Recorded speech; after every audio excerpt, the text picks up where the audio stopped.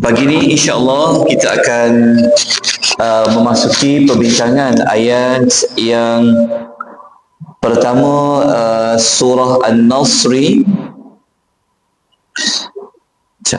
Okey, sebelum itu kita ceritakan secara ringkas bagaimanakah kronologi peristiwa Allah memberikan pertolongan kepada baginda Nabi SAW sehingga Nabi dapat menawan kota Mekah yang selama ini ia telah dikuasai oleh orang-orang musyrikin. Kita tahu pada tahun ke-6 Hijrah, Nabi SAW Allah mengurniakan satu mimpi yang Nabi dapat memasuki kota Mekah untuk Nabi SAW melakukan ibadah umrah. Sebelum ini Nabi tak pernah lagi melakukan umrah walaupun Nabi dah menguasai kota Madinah. Okey, fakta ini boleh dirujuk dalam suratul Fatih, surah nombor 48 ayat nombor 27. Allah berfirman, a'udzubillahi minasyaitonir rajim, laqad sadaqallahu wa rasulahu ar-ru'ya bil haqq. Itu sampai hujung ayat lah. Allah mengatakan bahawa Allah akan buktikan bahawa betapa benarnya Nabi SAW ini adalah utusan Allah dalam perkara mimpi itu menjadi kenyataan yang sebenarnya, iaitu kami pasti akan memasuki Masjidil Haram. Okay, ini adalah tentang mimpi Nabi SAW. Maka pada bulan Zulqa'dah tahun yang sama 6 Hijrah, Nabi SAW bersama dengan 1,400 orang pergi ke Mekah untuk mengerjakan umrah. Tidak ada niat untuk berperang dengan penduduk Mekah, tetapi penduduk Mekah telah menghalang kedatangan Nabi SAW dan para sahabat untuk memasuki Mekah bagi mengerjakan ibadat umrah. Maka berlakulah sesi perundingan antara pihak penduduk Mekah dengan pihak Nabi SAW. Maka Nabi SAW telah mengutuskan Uthman bin Affan radhiyallahu anhu untuk menerangkan kedatangan Nabi ini bukan untuk berperang, cuma beri keizinan untuk Nabi SAW mengerjakan ibadat umrah. Dan para sahabat semua rindu dah nak bermasuk ke dalam bumi Mekah. Setelah lama mereka tinggalkan Mekah, mereka terpaksa berhijrah. Baik, apa yang berlaku kepada Uthman bin Affan radhiyallahu anhu tak balik-balik. Maka telah mendengar khabar bahawa Uthman telah dibunuh. Maka pantang, dia dipanggil polisi, ditangkap utusan, maka istihar perang. Maka Nabi mengambil jalan, memanggil semua para sahabat untuk melakukan satu bai'ah ar-ridwan di bawah sepohon pokok. Nabi mengikat ikrar janji dengan para sahabat untuk mengambil tindakan balas kepada penduduk Mekah. Ni biasanya dibuat sesi bai'ah. Kenapa dipanggil ridwan? Kerana sesi bai'ah, aku janji itu adalah mendapat redha dari Allah Azza wa Jalla. Contoh boleh rujuk dekat suratul Fatih ayat nombor 18. Bai'ah ini berlaku. Tapi pokok tu kalau tuan-tuan cari dah tak ada dah lah. Tapi ada masjid di situ dibuat sebagai tanda adanya peristiwa bai'ah ridwan ini. Okay. Kemudian dapatlah akhirnya termeterailah perjanjian Al-Hudaibiyah di antara kedua pihak. Rupa-rupanya lepas tu Uthman datang. Akhirnya Nabi menerima usul penduduk Mekah untuk tidak buat umrah pada tahun ke-6 itu. Punya sungguh-sungguh semangat nak buat umrah ni, tiba-tiba tak jadi. Nabi mengambil jalan membuat perjanjian. Itu namanya perjanjian di tempat Al-Hudaybiyah. Antara isi kandungan perjanjian, tidak boleh berperang selama 10 tahun. Genjatan senjata. Lepas tu tahun depan Nabi dibenarkan masuk buat umrah. Tahun ke-7. Tahun 6 ni jangan masuk lagi. Nabi terima. Dan telah berlaku perjanjian, siapa-siapa nak menjadi sekutu dengan Nabi, dia diterima. Siapa nak menjadi sekutu pihak musyrikin pun diterima. Dia bagi pilihan. Tak boleh melakukan sesi pembunuhan. Antara para sahabat yang tak puas hati, awaklah buat perjanjian ni dah semangat ni siapa agaknya. Antaranya Umar Al-Khattab radhiyallahu anhu. Ikut Umar ni, rempuh ya. Tapi disebabkan ini keputusan baginda Nabi sallallahu alaihi wasallam, maka para sahabat menerima dalam keadaan mereka berlapang dada. Dan tahun depan 7 Hijrah, bulan Zulkaidah, hasil daripada perjanjian itu, dapatlah Nabi sallallahu alaihi wasallam memasuki kota Mekah. Dan tahun itulah umrah Nabi yang pertama sekali dalam hidup Nabi sallallahu alaihi wasallam. Maka para ulama sirah sejarah mengatakan itulah namanya umrah qada. Umrah Nabi menggantikan yang dia nak buat umrah pada tahun 6 Hijrah. Juga umrah tu dinamakan sebagai umrah Hudaybiyah. Umrah yang Nabi mimpi tu, yang Nabi nak masuk tahun 6 tu, dinamakan juga tahun ke-7 tu umrah hasil perjanjian Al-Hudaybiyah. Dan inilah umrah pertama baginda Nabi sallallahu alaihi wasallam. Kita nak buat umrah sekarang, ada duit, jalan. Senang. Nabi dulu susah nak buat umrah. Baik. Tiba-tiba pada tahun yang ke-8 Hijrah, berlakunya khianat janji, iaitu berlakunya sesi serangan ke atas kabilah Khuza'ah. Kabilah Khuza'ah ni kabilah yang mereka berada di pihak Nabi SAW. Jadi berlaku sesi pembunuhan. Maka perjanjian itu telah terbatal. Janji tetap janji. Maka pada tahun yang ke-8 itulah Nabi menyiapkan pasukan tentera untuk menawang kota Mekah. Maka dapat dikumpulkan 10,000 para tentera untuk memasuki kota Mekah. Maka pada tanggal 17 Ramadan pada tahun ke-8 Hijrah, Nabi SAW dapat memasuki kota Mekah. Apabila Nabi dapat memasuki kota Mekah, maka penduduk Mekah telah serenderlah, menyerah diri. Maka Nabi SAW melakukan tawaf. Masa itu Nabi tak pakai kain ihram, sebab bukan nak pergi buat umrah, tapi Nabi tawaf. Selesai Nabi tawaf, ada berhala-berhala banyak kat sekitar Kaabah tu, Nabi hancurkan. Dan akhirnya Nabi dapat memasuki pintu Kaabah. Nabi masuk Kaabah, lepas tu Nabi berdiri dekat pintu Kaabah. Maka berlakulah sesi macam Nabi menyampaikan syarahan dan ucapan dia. Apa dia?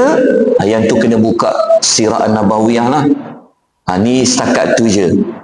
Lepas peristiwa tu turunlah surah An-Nasri, idza jaa nasrullah wal fath. Jadi kita baca ayat pertama.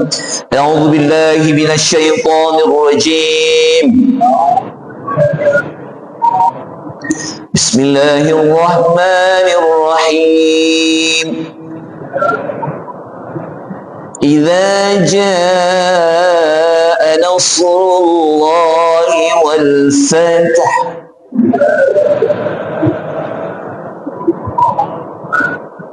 Idza, apabila, jaa, telah datang, nasrullah, pertolongan Allah, wal fathi, maka berlakulah kemenangan.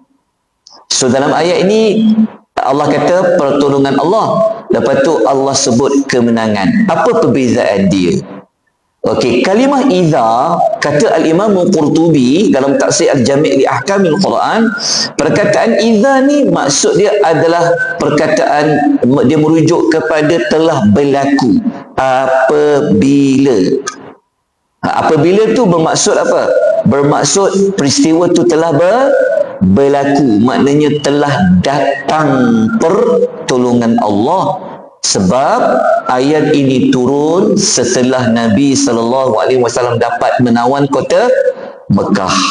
Sebab ada para ulama sirah kata surah tadi turun sebelum Nabi nak masuk kota Mekah lagi. Ada yang kata dah tawan kota Mekah baru Allah turunkan. Maka kita memegang kepada tafsiran al-Imam Qurtubi bahawa ayat ini turun setelah Nabi SAW dapat menawan kota Mekah. Okey, ayat tadi apa maksud al-Fatah kat situ? Tadi perkataan Mekah pun, maka al-Fatah ada kat situ. Al-Fatuhu iaitu adalah Fatuhul Mekah, kata al-Imam Tabari. Al-Imam Tabari dia menukilkan tafsiran Mujahid rahimahullah seorang tabi'in, mengatakan fatuh ke ayat itu adalah Fatuhul Mekah, pembukaan kota Mekah. Okey, apa beza antara Nasru dengan Fatah? Nasru ini pertolongan Allah umum. Allah kata apabila telah datangnya pertolongan Allah. Tolong apa? Allah sebut umum. Spesifik dia apa?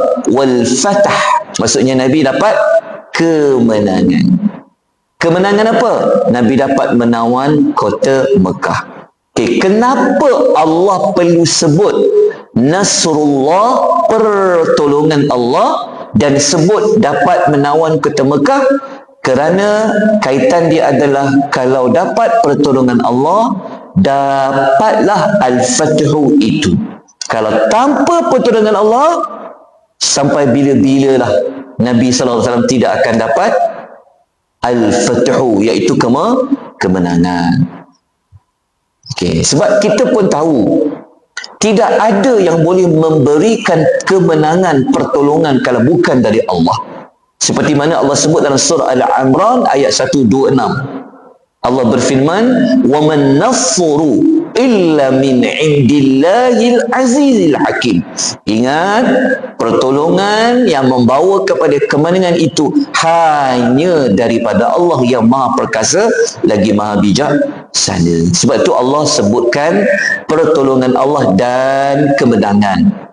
Maksudnya Tuhan nak bagi tahu pembukaan kota Mekah itu tidak boleh berlaku melainkan dengan Nasrullah, pertolongan Allah.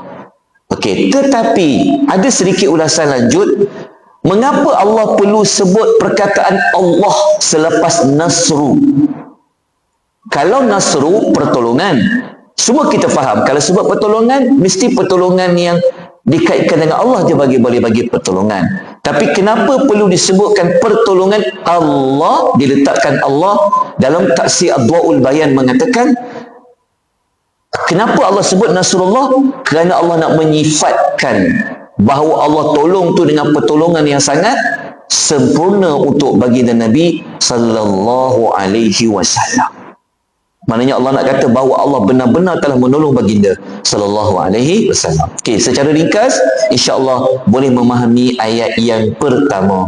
Mari kita bincang beberapa pengajaran sebelum kita tamatkan pengisian pada pagi ini. Baru 13 minit, insya-Allah saya cuba awalkan. Baik, pengajaran nombor 1 kita dapat belajar kesimpulan dia. Ayat pertama tadi bahawasanya kita mengetahui Allah Subhanahu wa taala yang Maha Suci dan Maha Tinggi adalah sumber kepada pertolongan dan kepada sumber pertolongan dan kemenangan. Betul tak? Walaupun Nabi SAW adalah Rasulullah, Nabi nak masuk Mekah tahun tu pun tak boleh, betul tak? Tapi pun atas arahan Allah Subhanahu wa taala. Maknanya segala kejayaan itu hanyalah dapat daripada Allah. Okey, untuk kuatkan pengajaran nombor 1, kita kena buat apa? Setelah kita tahu Allah tu sumber pertolongan dan kemenangan, maka tindakan kita bergantung haraplah sepenuhnya kepada Allah Azza wa Jalla. nak minta tolong negara ni, nak minta tolong negara Islam ni, nak minta tolong negara, nak minta tolong OIC, mungkin sekadar OIC adalah. Tapi ada tindakan dia. Tindakan nombor satu, letakkan dulu Allah je yang boleh memberikan pertolongan. Jadi bergantung harap yang penuh kepada Allah. Okey, untuk tindakan satu ni saya nukilkan dua ayat sokongan. Pertama, tengok surah Rum ayat nombor 47. Allah mengatakan wa kana haqqan alaina nasrul mu'minin, dan sememangnya menjadi tanggungjawab kami, kata Allah, untuk menolong orang yang beriman. Allah sampai buat satu kenyataan, Allah sahajalah yang akan dapat membantu orang yang beriman. Memang itu adalah tanggungjawab kepada Allah Azza wa Jalla. Allah nak memberikan motivasi kepada orang yang beriman. Okay, satu lagi ayat boleh tengok dekat surah Ali Imran ayat nombor 160. Allah mengatakan yansurkumullahu fala ghaliba lakum. Allah mengatakan jika Allah menolong kamu mencapai kemenangan, maka tak ada siapa pun yang akan dapat menewaskan kamu. Ingat fakta dia. Kalau Allah tolong, tak ada siapa lagi dapat mengalahkan. Tapi kalau Allah tak nak tolong, wa in yakhzulkum faman dzalladzi yansurukum min ba'di. Dan jika Allah membiarkan kamu, maka siapakah yang akan dapat menolong kamu selain Allah? Dan Allah memberitahu, disebabkan dua maklumat tadi, maka Allah mengatakan wa 'alallahi fatawakkal wa 'alallahi falyatawakkalul mu'minun. Wa 'alallahi falyatawakkalul mu'minun, dan hendaklah orang beriman berserah diri kepada Allah. Itu nombor satu. Tetapi nak dapat pertolongan Allah, kalau Allah tolong tak ada siapa dapat kalahkan. Pengajaran yang kedua kita dapat belajar, yang Nabi dapat pembukaan kota Mekah tu daripada apa? Nabi dapat ia daripada usaha yang Nabi lakukan. Dia bukan terduduk je dekat Madinah tu, lepas tu tak buat apa-apa dapat menawar kota Mekah. Enggak begitu, Pak. Tidak ada dalam sejarah hidup Nabi, Nabi tak buat apa-apa Allah tolong. Tak ada. Nabi kena buat dulu.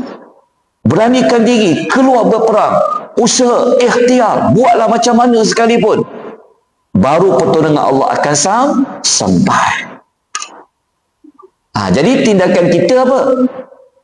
Kalau nak Allah tolong, mesti kena tolong agama Allah Azza wa Jalla. Sebab tu Nabi ni kerja dia apa? Dakwah. Nak perang, Nabi perang. Maknanya Nabi usaha, ada strategi dia. Bukan duduk doa je tak. Kena ada usaha. Jadi syarat dia apa? Kalau tolong sebarkan agama Allah, tegakkan kalimah la ilaha illallah, maka pertolongan Allah akan sampai. Tapi kena usaha. Jadi ini disebutkan oleh Allah dengan beberapa ayat sokongan. Baik, kita tengok dulu ayat surah Muhammad. Ayat nombor 7.